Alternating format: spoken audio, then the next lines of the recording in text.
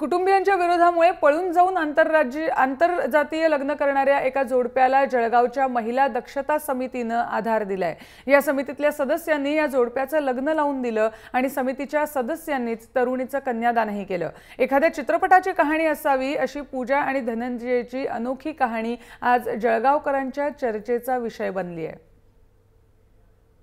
मुलीचे जे वडील होते ते तर ऐकणारच नव्हते, पण या बायांनी आणि या महिलांनी एवढं व्यवस्थित समजलं की आम्ही सुद्धा समजणार नव्हतो।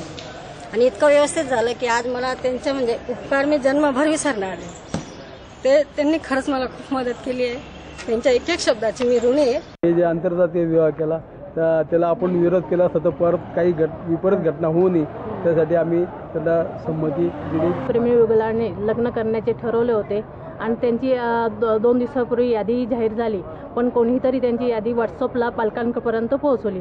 त्यामुळे त्या व्हॉट्सअपद्वारे त्यांच्या 2 फॅमिलीमध्ये फार मोठा वादंग पसरला आणि मुलीच्या प्रेमविवाहाला खूप बंदी करण्यात आलेली आहे। बंदी केली आणि त्यावेळी दोघांनीही आत्महत्या करण्याचा विचार केला आणि कोणाच्या थ्रू तरी आमच्या महिला सुरक्षा समितीपर्यंत ते आले आणि आम्ही त्या मुलीला त्यांच्या दोघांच्याही पालकांना आम्ही ते बोलून घेतलं। त्यांचे आम्ही काउन्सिलिंग केलं, त्यांना समजवलं।